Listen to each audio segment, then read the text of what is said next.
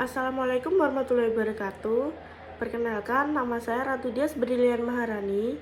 Saya mahasiswi Universitas Jember, Fakultas Ekonomi dan Bisnis, dari Prodi Administrasi Keuangan. Dengan NIM saya 220803102065. Saya di sini akan menjelaskan materi pasar uang dan pasar modal. Baik, yang pertama pengertian pasar uang.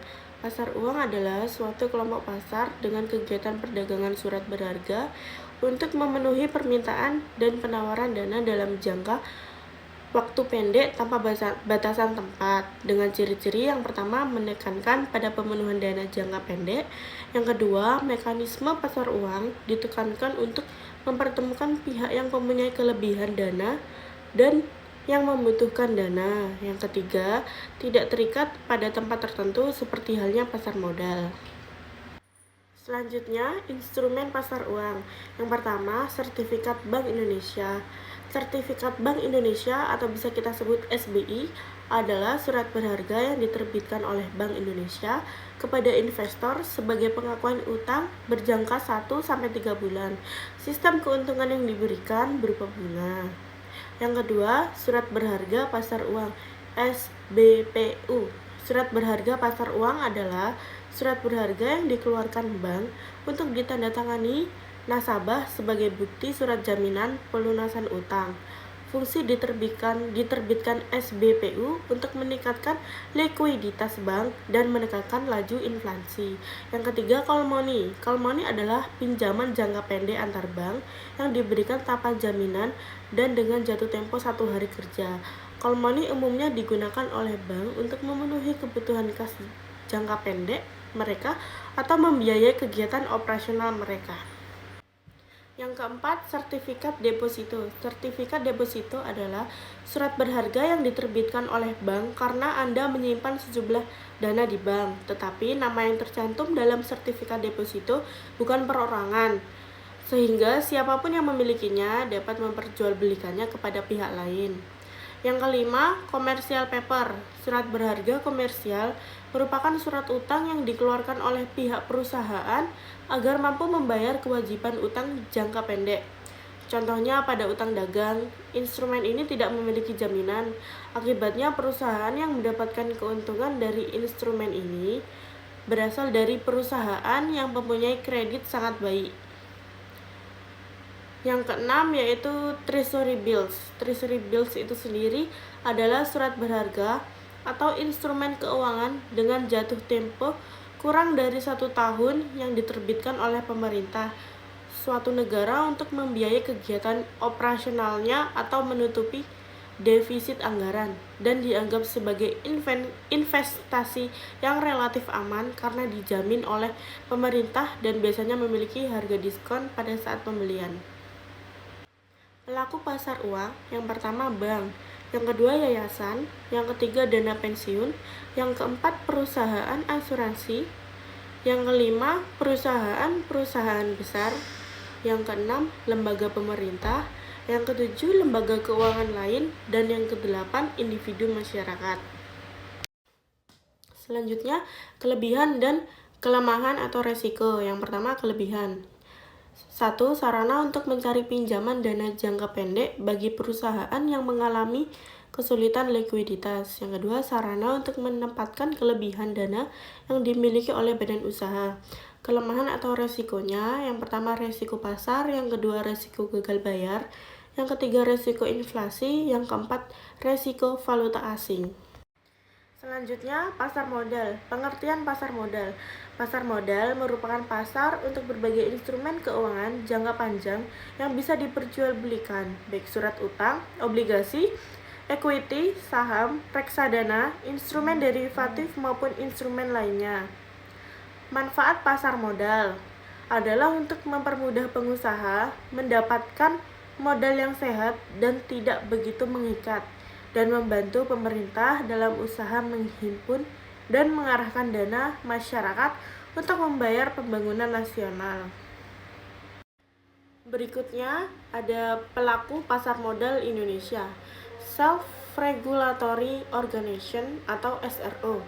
Ada BEI, KPEI, dan KSEI, yang merupakan istilah yang digunakan untuk menyebut 3 lembaga, yaitu Bursa Efek. Yang pertama PT Bursa Efek Indonesia, yang kedua Jasa Transaksi Efek, yang ketiga Jasa Pencatatan, dan 3 jasa informasi dan fasilitas lainnya. Selanjutnya ada Clearing Penjaminan Efek Indonesia atau bisa kita sebut KPEI, dan Jasa Clearing Transaksi Bursa, Jasa Penjaminan, Jasa Pinjam Meminjam Efek atau bisa kita sebut PME, Kustodian Sentral Efek Indonesia, KSEI, Pengelolaan Aset, dan Jasa Kustodian. Produk pasar modal. Saham.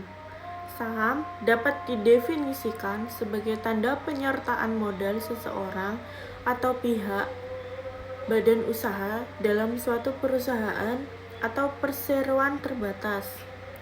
Dengan menyertakan modal tersebut, maka pihak tersebut memiliki klaim atas pendapatan perusahaan dan berhak hadir dalam rapat umum pemegang saham atau bisa kita sebut RUPS. Keuntungan saham. Pada dasarnya ada 2 keuntungan yang diperoleh investor dengan membeli atau memiliki saham. Yang pertama itu dividen, yang kedua capital gain. Resiko sahamnya. Sebagai instrumen investasi, saham memiliki resiko antara lain yang pertama capital loss, dan yang kedua resiko likuiditas. Obligasi surat utang.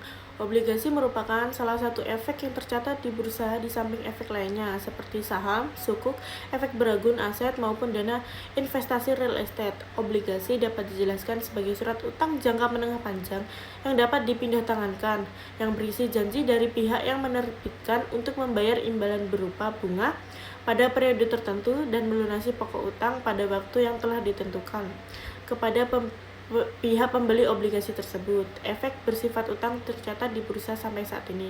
Terdapat beberapa efek bersifat utang yang tercatat di bursa, antara lain yang pertama obligasi korporasi, yang kedua suku, yang ketiga surat berharga negara SBN, surat utang negara SUN, dan surat berharga syariah negara SBSN, dan efek beragun aset EBA.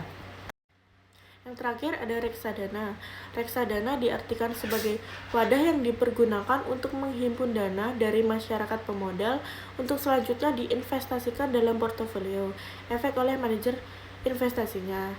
Dilihat dari portofolio investasinya, reksadana dapat dibedakan menjadi reksadana pasar uang, reksadana pendapatan tetap, reksadana saham, dan reksadana campuran.